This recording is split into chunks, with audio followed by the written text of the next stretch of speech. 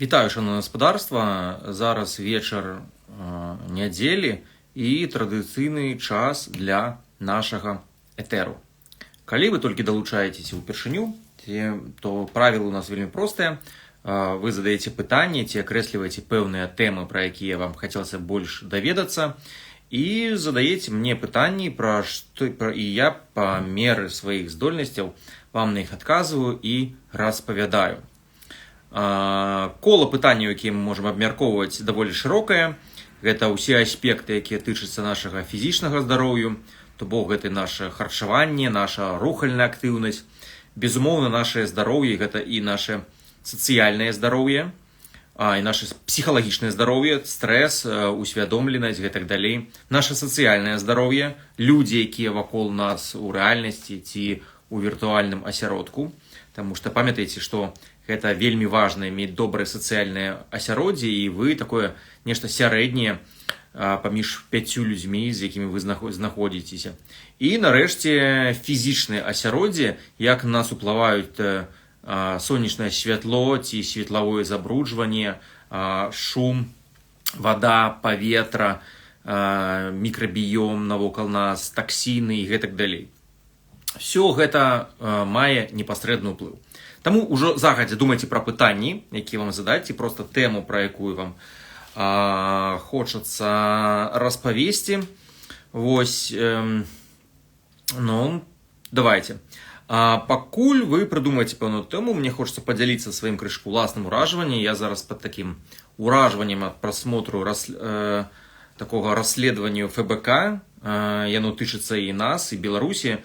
Памятаеце, вось гэты расійскі алігарх Неўзлін, што аказалася, што ён замаўляў збіццё і каб праследаванні тых апазіцыянераў, якія яму не падабаецца. І да Беларусі гэта мае непасрэднае дачыненне, таму што аказалася, што гэты ж расійскі алігарх цалкам фінансуе, напрыклад, Хартыя 97, ён фінансуе еўрапейская Беларусь, там Санікаў, і фінансуе расійскую соту. І што нам цікава, гэта ўсе выданні, якія цкуюць Ціханаўскую цягам ужо 2 гадоў. Усе гэтыя людзі, якія ў іх працуюць, і ўсё гэта цкаванне, аказваецца, зводзіцца да воднага чалавека, расійскага габрэйскага алігарха Неўзліна, які цкуе не толькі беларускую, але і расійскую апазіцыю, і нават сваю габрэйскую апазіцыю, і плаціць за гэта людзям. Бачце, калі я паглядзеў, то, безумоўна, гэты чалавек такі мае цяжкае такое рысы паводзінаў, і ў сваёй перапісцы паказвае тыя рысы, якія можна ўбачыць у падручніках па крыміналогіі. Гэта тыповая цёмная трыяда, ці цёмная тэтрада. Я лічу, што кожны з нас з мэтаў свайго здароўя павінны безумоўна асцерагацца людзей з такіх паводзін. Існуе такая вельмі добрая кніга «Дар страха» называецца, пра аднаго спецыяліста, які акурат працаваў з такімі пагрозамі, і ён там шмат цікава расказвае, як правяраць, як давяраць такіх людзей, якія могуць выглядаць, вось ведаеце, такія сацыяпаты ці садысты, яны часам вельмі ветлівыя, вельмі акуратныя, вельмі разважлівыя. То бок тыповых рысаў там грубасці вы ў іх не бачыце. Гэта сапраўдныя драпежнікі сярод людзей. І таму кожны з нас павінен навучыцца такіх людзей адсочваць. І ўсяго гэтая цёмная тэтрада, яна мае спалучэнне 4 рыс. І чаму яна трыяда ці тэтрада, чаму яна называецца? Таму што ўсе гэтыя рысы, яны звычайна існуюць у такіх людзях. Іх няшмат, усяго каля 3-5%, і частка з іх адаптаваная, частка некантраляваная. Вось гэта цёмная трыяда. Гэта, па-першае, гэта сацыяпатыя. Гэта людзі сацыяпаты, яны не маюць эмпатыі да іншых людзей, і іх на розную там быць добрым ці нядобрым, ім гэта не проймеш, у іх адсутнічаюць гэтыя маральныя катэгорыі. Трэця рыса – гэта маківіялізм, якая тут існуе, то бок яны вельмі добра пралічваюць усе хады. Наперад, у іх цэлы план ёсць, як дасадзіць.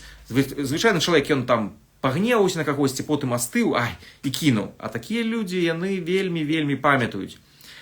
Так, першы у нас, што у нас?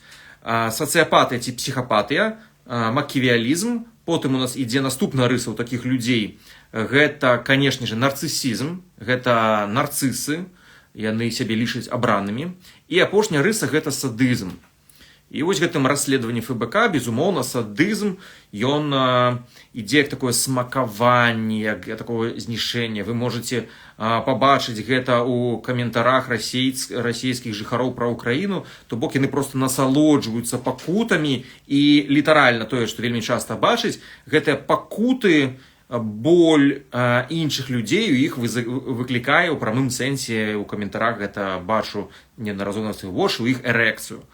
То бок гэта такое частка псіхічнага парушэння, калі яно з'яўляецца сур'ёзным разладам псіхікі. Таму асцерагайце гэтых людзей, і вы можете добра прачытаць пра усе гэтыя 4 рысы, паглядзець крытэрыі і проста навучыцца самім выяўляць гэтых людзей.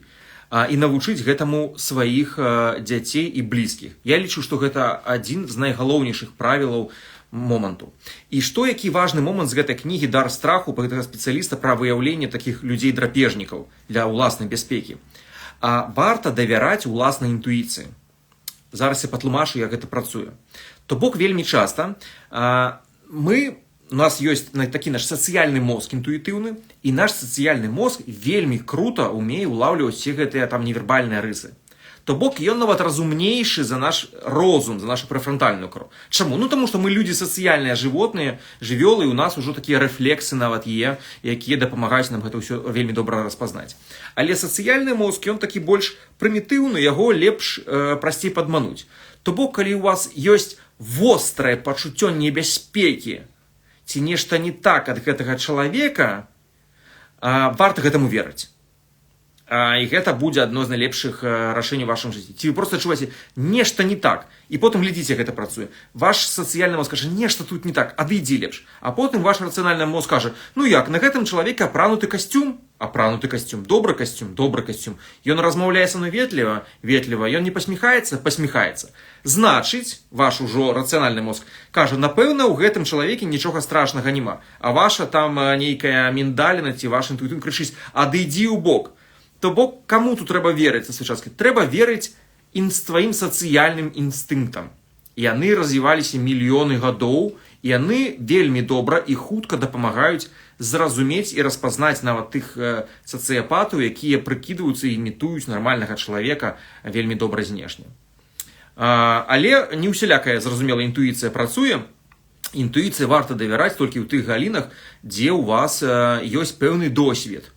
То бок, калі вы ні ў чым не спецыяліст, тут сваёй інтуіцыі варта не верыць. А там, дзе ў вас ёсць добры досвед, гадзіны апрацаваны, сотні гадзін працы, досведу, там варта сваю інтуіцыю ўжо пачаць верыць. І вось сацыяльная інтуіцыя – гэта акурат тая галіна, дзе варта верыць. Вось такі невялічкае адступленне. Зараз пытанне. Ці ёсць карысць ад цытрулін малата пры высокім ціску? Агульнае пытанне так ёсць. Усе дабаўкі азоту, ці яны называюцца амінакіслоты, данатары азоту, ёсць аргінін, ёсць цытулін. Вы, напэўна, бачыце, што часам спартсмены п'юць сок, бурачны сок, папулярны падчас бегу. Чаму? Таму што, напрыклад, бурачны сок, ён утрымлівае прыродныя, карысныя нітраты, якія з'яўляюцца прэкурсарамі, то бок папярэднікамі выдзялення аксід азота у нашым крыві. Аксід азота, які выдзяляецца з цытруліна, з аргініна, якія ёсць у мясе, якія ёсць у дабаўках, гэты азот, ён мегакарысны для ўсіх капіляраў. То бок, гэты аксід азота, ён дапамагае працаваць нашым мітахондрыям, ён знішчае інфекцыі, і ён, самае галоўнае, расслабляе нашыя капілярныя сасуды. Зніжае ціск і спрыяе ўсяму гэтаму, як гэта сказаць, усяму нашаму такому здароўю сэрца. Чаму варта кантраляваць свой ціск і чаму гэты прэпараты данатары азоту так патрэбны за гэтым сачыць? Таму што гэта папярэджвае пашкоджванне нашых крывяносных сасудаў на годы наперад. Ведаеце, калі у вас высокі ціск, высокая артэрыяльны ціск, што адбываецца? Сэрца працуе моцна, яно пашкоджвае падчас вялікага ціску крывяносную сценку, і як яна зажыўляецца? Ужо крышку інакш, чым было раней. Там, дзе быў такі вельмі гнуткі эластын, малекула, яна, як шрам невялікі, зарастае калагенам. А калаген, ён такі жорсткі, негібкая малекула. І атрымоўваецца, што з цягам часу, калі нашыя сасуды зношваюцца, у іх падае адсотак эластыну і павялічваецца адсотак калагену. То бок яны становяцца такія менш гнуткія, менш эластычныя. І наш сэрца, каб пераадолець гэту жорсткасць калагена, яно падвышае ціск, і ён расце. Таму артэрыяльны ціск варта кантраляваць, і недарэмна артэрыяльную гіпертэнзію называюць такім ціхім забойцай. Таму што нічога не баліць, потым інфаркт ці інсульт у чалавека адбываецца, ўжо цяжка нешта змяніць. Ну, вы разумееце, як атрымоўваць аксід азоту. Першае, гэта есть шмат садавіны і гародніны, гэта яго натуральныя крыніцы. Па-другое, што важна, фізічная актыўнасць, нізкаінтэнсіўная, гэта хадзьба найперш. Таму, напэўна, сярод доўгажыхароў так шмат пастухоў у розных частках свету менавіта. Ну, яшчэ, канешне, сонечны свет. Ось цікава, што выдзяленне аксіду азоту выклікаюць сонечны свет і фізічная актыўнасць. Яны могуць камбінавацца. Можа, вы заўважалі, што часам з гораду вы выязджаеце кудысьці ў вёску, распранаецеся, і вы адчуваеце, як крышачку кружыцца галава, і вы кажаце, ой, нібыта ціск упаў. Нешта я сябе так пачуваю. Чаму гэта адбываецца? Таму што вы распрануліся на сонцы, і у вас пачынае выдзяляцца шмат аксіду азоту, у вас рэальна артэрыяльны ціск падае. Вы можете нават на ўласным досведзе праверыць маё сцверджанне. Он кажа, ось Белавежка нешта прыдумаў. Не, асабліва калі вы з'едзіце добра бурака на гэтага і замераце свой ціск, калі вы прыйшлі зранку, не былі пад сонцам і паляжалі крышку пад сонцам. У вас будзе ніжэйшы ціск. Менавіта закон сонечнага свету. Вось. Ну і не выпадкова, што тыя прэпараты, якія нам вядомы як Віагра ці сілдэнафіл, ён карысны не толькі для эрекцыі першапачаткова, ён выпрабоўваўся менавіта як прэпарат для змяншэння артэрыяльнага ціску. І ён карысны яшчэ, і у яго ёсць шмат пабочных эфектаў, такіх, безумоўна, як сістэмнае здароўе, зніжэнне ціску і нават даўгалецце. Таму аксід азота, усе гэтыя яго данатары азота, аргінін, цытрулін, гэта вельмі цікавая тэма і вельмі перспектыўная таксама з навуковага развіцця. Яшчэ пытанні, шаноўнае гаспадарства вашы. Бачыце, у мяне ёсць зараз магчымасць падрабязна адказаць на ўсе вашыя пытанні, таму давайце. Ці можаце, калі пытанні няма, вы можете проста акрэсліць нейкую сферу, нейкую тэму, і мы па яе падрабязней паразмаўляем. Чакаю ад вас запытаў.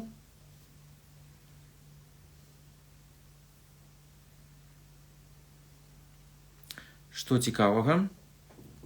Далучаюцца шаноўнае гаспадарства, але яшчэ вашыя пытанні, безумоўна. Пра што важна, пра што карысна. Так... Я тады, карыстаючыся момантам, яшчэ нагадаю, што абедзве мае кнігі «Воля да жыцця» і «Што і калі есці», яны вы можете іх спампаваць сцягнуць у вольным доступе на маім сайце, цалкам бясплатна. Аўдыёкнігу яшчэ начытваюць, а аўдыёкніга «Што і калі ёсць» таксама вы можете проста праслухаць. Вось, і яшчэ вы можете што яшчэ зрабіць? Замовіць на Amazon.com. Але на Amazon.com там, канешне, дорага едзе, гэта не мае грошы. У мяне там раялты невялічкая практычна, таму што яны дзесь там надрукаваны ў ЗША, і толькі з ЗША там едуць, таму спасылка атрымоўваецца дорага, але варта мець на сваёй палічцы, таму што мае чытачы дапамаглі мне цудоўна, паглядзіце, з рэдактурай. Таму ўсё прыгожа, ўсё выпраўлена, ўсё выглядае вельмі крута, вельмі супер. Вось. Такая хвілінка самарэкламы. Прабіётыкі для зубоў пытанне ёсць. Гэта просты адказ, што ёсць прабіётыкі для зубоў Streptococcus salivarius. Там ёсць два штаммы M18 і K12. Часам яны ідуць такой вось парай. Гэтыя два прабіётыкі, яны крута працуюць супраць карыесу, супраць дзетак, змяншаюць рызыку інфекцыі. Таму я іх вам таксама раю. Яшчэ раю зубы, ну, зразумела, ніць вы гэту ўсю гісторыю ведаеце. Яшчэ для зубоў, што добра, яшчэ добра крышку чысціць язык. Гэта історыя. І, калі ласка, з пункту гледжання прабіётыкаў і мікрафлоры поласці рота, не карыстайцеся антысептычнымі апаласкивателями для рта. Ведаеце, як лістэрын і гэта іншае. Насамрэч, яны забіваюць карысныя бактэрыі, і даследаванні паказалі, што вось гэты антысептыкі, якімі людзі палошчуць рот, павялічваюць рызыку дыябету, павялічваюць артэрыяльны ціск. Памятаеце, мы казалі пра карысныя бактэрыі, якія дапамагаюць з азотам працаваць. Дык вось гэтыя апаласкацелі забіваюць не толькі карыёзныя бактэрыі, але забіваюць дзесяткі карысных бактэрый поласці рота, у тым ліку тыя, якія ўдзельнічаюць у азотным абмене. Таму паласкаць так, травяныя нейкія настоі так, але ніякіх антысептыкаў не трэба. Лепш прабіётыкі для поласці рота. Такая вось гісторыя. Так. Дачулася, што споры ў плесені канцэрагенныя. Як у такім выпадку утылізаваць бяспечна сыры, якія пакрыліся плесенню? Так, сапраўды, насамрэч, схаваная плесень вельмі небяспечна. Дарэчы, у нас ёсць такі беларускае добрае слово «зацвісці». І мы плесень, мы па-беларуску называем цвіль. Так, такое у нас добрае слово.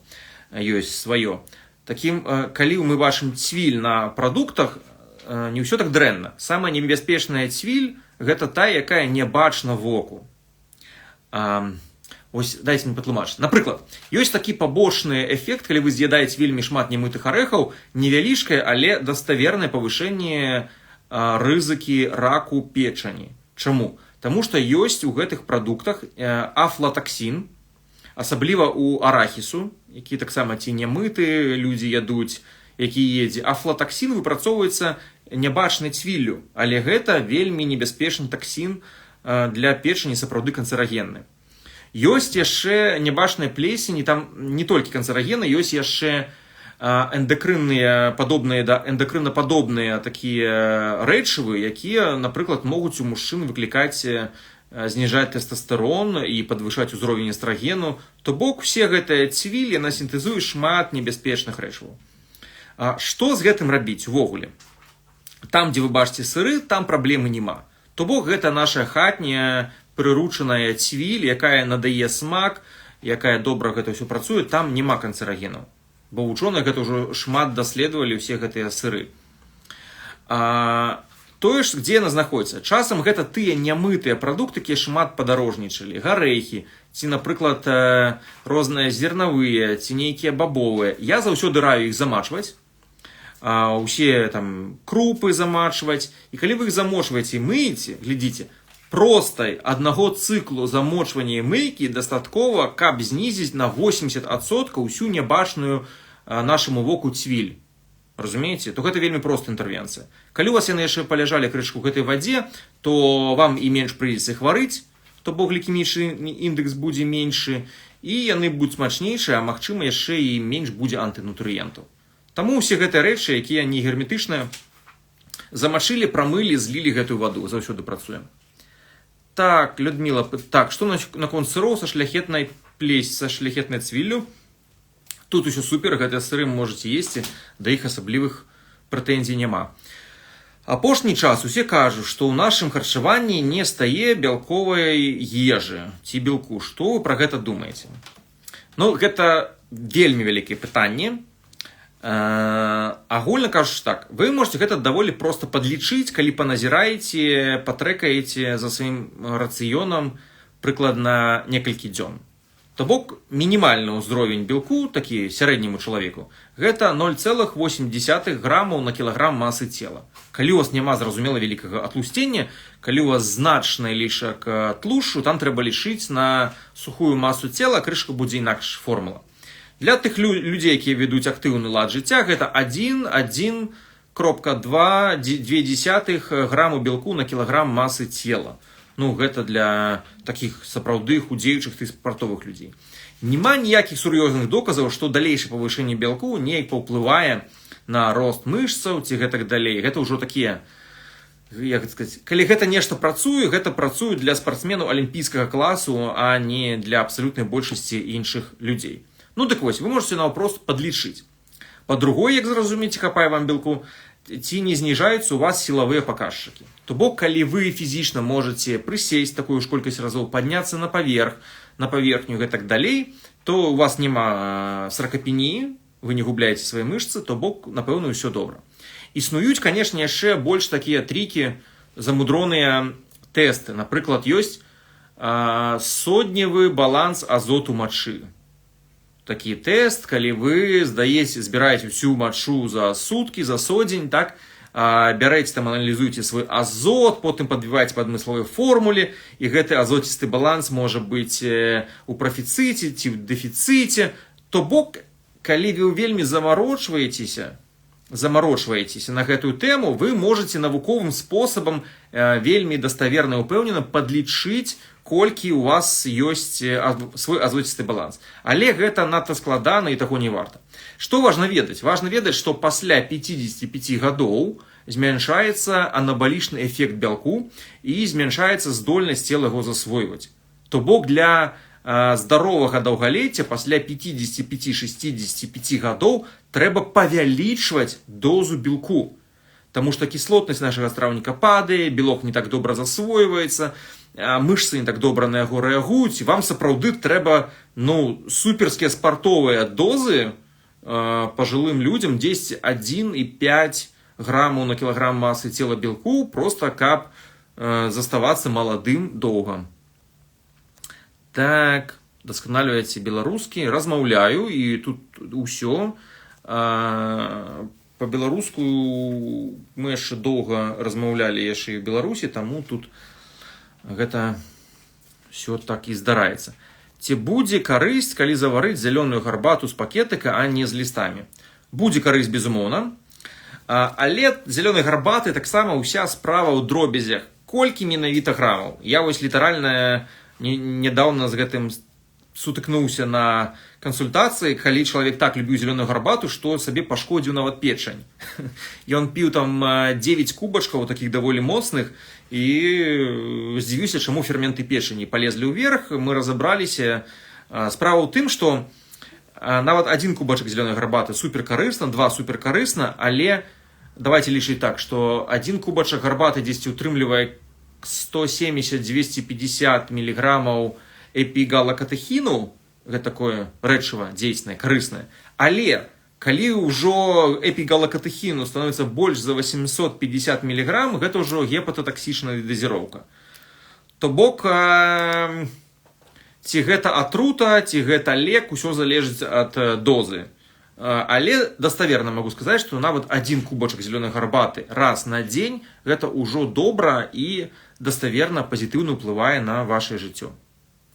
Які найбольш карысны дадатак дэсерт да ранішняй кавы? Толькі не кажыце, што нічога. Магу вам власным досведам падзяліцца. У нас гэта гарэхі, часам гэта міндаль, але часцей за ўсё, вось тут старэйшы акурат слухае мою гісторыю, ён пацвердзіць, дзяцей заняць і саміх сабе гэта нялушчаныя грэцкія арэхі ці пеканы. Таксама нялушчаныя. Дзеці заняты, ведаеце, ўсё па Монтэсоры. Трэнуюць сваю маторыку тонкую рукамі, самі разбіваюць гэтыя арэхі, усе шкарлупах, дзеці заняты, бацькі п'юць каву, таксама з гарэхамі. Супер, все задаволены. Так. Ці можна яшчэ горкі шакалад, таксама я лічу цудоўны дадатак для ранішняй гісторыі. Так, пра свой парадак дня, гэта ўжо асобна залежыць, ці гэта працоўны дзень, ці не працоўны, але часам так, дзякуй Богу, што існуе магчымасць быць даволі гнуткім у сваім графіку і удалённа працаваць. Так, пытанне. Чую часто ад біяхакеру, што трэба ўвогуле выкідаць у сметні гелі для душа і мыцца наўпрост вадой без нічога. Гэта так, сапраўды, таму што існуе наш кожны мікрабіём, і чым часцей вы змываеце тлушч, кожнае сала са сваёй скуры, тым больш яно выпрацоўваецца. Гэта сапраўды так.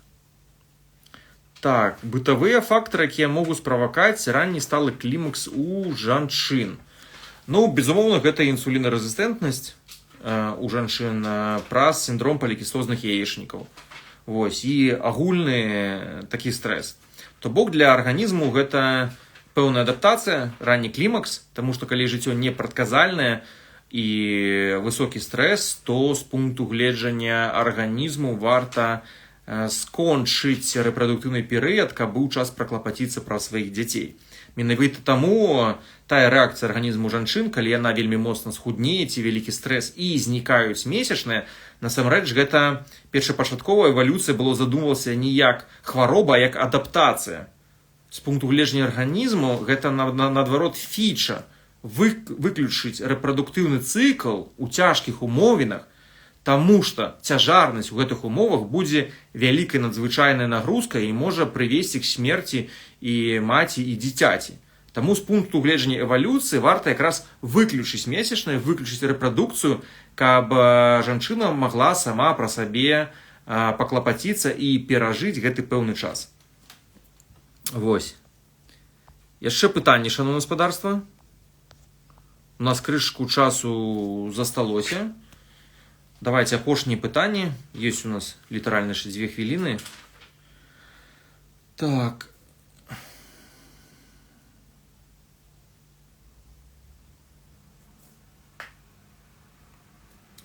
Вот. Класціся спаць, варта больш уставаць у адзін той же час. Гэта больш важна, таму што калі вы крышку менш паспалі, вы можете просто кампенсаваць некалькі хвілін, кладучыся раней на наступны дзень, і ўсё. Яшчэ пытанні, шановнае гаспадарства? Так, вось у мяне паглядзіце яшчэ таксама парада, некалькі рылсаў пра постаць я запісаў, асабліва пра ролю позірка, куды вы там глядзіце і гэтак далей. Гэта вельмі важна. Паспрабуйце не апускаць свой позірк і ўбачыце, што вам сваю постаць лягчэй трымаецца. Пытанне 11. Ці можна карыстацца сродкамі мыцця з нізкім pH? Тут трэба глядзець цалкам на ўвесь складнік, толькі паказчык адной кіслотнасці, малаверагодна, што ён можа там на нешта паўплываць. Тут больш за ўсё мае ўплыў менавіта самі эмульгатары, якія знімаюць вось гэты кожны тлуш дадаткова. Ось. Але, безумоўна, гэта лічыце як даказана, што лішні досвед, ён там лішні касметычны уход з мылам можа негатыўна паўплываць на стан арганізму. Вось, дарэчы, калі глядзець пра старажытных грэкаў, у іх антычнасць. Тут же, ведаеце, тут же жыў у горадзе антычным, навокал адні руіны, статуі. Я жартую, але тут іх шмат у нас у горадзе. Дык сам цікаўлюсь антычным досведам. Дык вось грэкі, яны, напрыклад, зусім інакш мылись, як у нашым уяўленні. Ведаеце як? Яны націраліся аліўкавым алеем і потым спецыяльным металічным, такім як тупы нож выглядаў такім скрабком, счышчалі з сабе алей, выціскаючы яго са скуры. То бок яны ўвогуле выкарыстоўвалі абсалютна іншы прынцып. Яны тлушчом растваралі бруд кожны і счышчалі яго менавіта без усялякага удзелу мыла. Такі вось. А бані тут грэкі любілі, тут гэта ў іх нумар 1. Як не глядзіш на нейкія руіны, адні бясконцыя бані, тым больш цэлыя комплексы. У іх былі бані, як ось у нас торговыя цэнтры. Тут холодны бассейн, тут гарачы, тут мы плаваем, тут німфеон, то бок дзе рачныя німфы нібыта жылі. Такое свяцілішча німфеон, але так называецца, насамрэч там просто грэкі тусяць у клёвым басейне. Так, пытанне яшчэ. А як аб'юзер падыходзіць да цябе, калі ты сядзіш за сталом, уставаць, як адказаць, каб позірк не быў ніжэй за яго позірк? Трэба трэнавацца. Галоўнае, ведаеце, ось пытанне пра аб'юзераў. Галоўнае, з чаго пачынаюць аб'юзеры, гэта такі іх прыём, які называецца прымусовае далучэнне ў групу. Ось я вам пра яго раскажу, і вы, напэўна, адкаментуеце, дзе вы такое бачылі. То бок, з чаго пачынаецца любы аб'юз? Аб'юз пачынаецца з таго, каб дзвюх незалежных людзей аб'яднаць у адну групу. І гэта як уплывае? Калі ваш мозг лічыць, што вы з'ядналіся ў кімсьці з групу, ён уключае механізмы ўнутры групавой дынамікі, якія вельмі адрозніваюцца ад паводзін «я сам, а гэта нейкі чужак». Разумееце? То бок тое, што вам трэба падтрымоўваць гэтую мяжу і ніяк гэтую мяжу не даць перасячы. Фізічную мяжу, эмацыянальную мяжу, эмацыянальную іншую мяжу. Разумееце? Калі у вас ёсць пэўная, вы захоўваеце гэту дыстанцыю, ніякі аб'юз для вас не спрабуе, таму што гэта чужак, і ён для вас не мае ніякага дачынення. Як аб'юзер пераходзіць гэту мяжу? Ён, напрыклад, выкарыстоўвае позірк. Прыстальна на вас глядзіць там увесь час. Ён выкарыстоўвае фізічнае ўварванне ў вашай граніцы. Набліжаецца надта блізка, дакранаецца, спрабуе схапіць, сядае вельмі блізка і гэтак далей. Ён выкарыстоўвае прымусовае злучэнне ў групу «мы». Мы тут апынуліся, мы разам тут сидзім, мы абодва ў гэтым горадзе. Гэта злучэнне ў групу незнаёмых людзей, такім вербальным прыёмам, гэта вельмі распаўсюджаная такая прапагандысцкая тактыка. Ну, паглядзіце, напрыклад, як і выкарыстоўвае расійская прапаганда. Яна часам не кажа, што мы жыхары былога Савецкага Саюза, мы ўсходнія славяне, мы славянскае братства, мы ўсходняя Еўропа і гэтак далей. То бок гэта называецца прымусовае далучэнне групы, а калі мы ўжо ў групу, вы згадзіліся, што вы ўсходні славянін і гэтак далей, вы ўжо ў гэтай групе павінны неяк нібыта чамусьці павінны іншаму члену групы. Першае, што вы цікаеце, гэта некая група. Какие мы не славяне, мы мікс нейкіх часткаў славянаў і балтаў, не маем дачынення да ўсходніх славянаў, адчапіцеся. У нас тут балтыйска-славянская кроў, а не ваши ўсе гэтыя фіна-угры і гэтак далей. Мы, напрыклад, ніякі не постсавецкі саюз. Так, магчыма, і я не нарадзіўся ў Савецкім Саюзе, я нарадзіўся ў Беларусі падчас савецкай акупацыі. Вось, мы не сядзім тут разам у рэстаране, я сяджу ў рэстаране, а ты рандомны незнаёмец, які прыпёрся сюды і не маеш да мяне ніякіх адносін, і гэтак далей.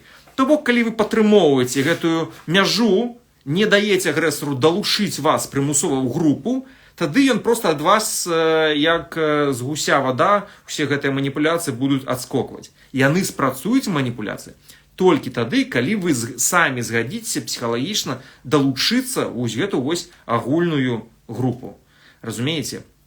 Гэта можна тут да брата, напрыклад, калі мы тут брацья. Ну, што, з брата можна ўжо перанесці, прыставаць да яго гэтага. Але калі ты мне не брат дастаткова, калі існуе тут гэта розная дыстанцыя, ты не знаёмец, я сабе нічым не абавязаны. Все, і ваши патрабаванні і крытычнасць будуць тады нашмат вышэй. Але вось гэтая маніпуляцыя таксама, ці такі прыём, з якім тут на рынку, напрыклад, падходзіць у нас у Кіпры. Філімо, мой сябар. Так, напрыклад, з такого падходзіцца. Даволі такая вульгарная штука. Канешне, калі ты пачынаеш лічыць сябрам таго прадаўца, які хоча цябе прадаць па завышаных коштах, тады ты, напэўна, і трапіш у гэтую пастку. Вось, таму, шаноўнае гаспадарства, не губляем свае і захоўваем свае ўласныя межы, фізічныя, эмацыянальныя, гэтак далей. Разумеем тое, што ў нас ёсць свае каштоўнасці, свае інтарэсы, і думаем, упершыню арыентуемся на іх. І не забывайце таксама ў любой сітуацыі, куды глядзець не сабе пад ногі, не падаць да свайго біялагічнага ўзроўню, а глядзець на зоры, то бок на тыя каштоўнасці, якія знаходзяцца вышэй над намі. Як яшчэ Імануіл Кант, ён сказаў, што вось гэта менавіта дзве рэчы, якія выклікаюць у мяне шчырае захапленне, гэта зорнае неба надо мной і маральны закон ува мне. То бок на гэты тыдзень я вам пажадаю, калі вы прымаеце любое рашэнне, просто спытаць, якое было б ідэальнае рашэнне, калі прынимаў яго ідэальная версія мяне. Ці калі прымаеце гэта рашэнне, скажыце, што зараз з'яўляецца яго драйверам. Ці проста мая біялогія, паваляцца, адпачыць, ці імкненне дасягнуць маіх мараў і імкненне адпавядаць маім каштоўнасцям. Таму што ў будучыні найбольшае расчараванне мы будзем адчуваць толькі тады, калі не адпавядалі уласным чаканням ад самога сабе. Таму што, згадзіцеся шчыра, адкажыце кожны сабе. Мы ўнутры глыбока ў сабе ведаем свой патэнцыял і ведаем, на што мы насамрэч здольны. І здраджванне самому сабе – гэта, бадай, найвялікшае злачынства, якое мы можам зрабіць у сваім жыцці, у адносінах да самога сабе. Не рабіць так. І на гэтым бадай скончым сённяшні этэр. Убачымся з вами роўна праз тыдзень у наступную нядзелю вечары. Добрага, плённага, руплівага, шчырага, вясёлага тыдня вам усім. Да пабачэння, шаноўнае гаспадарства.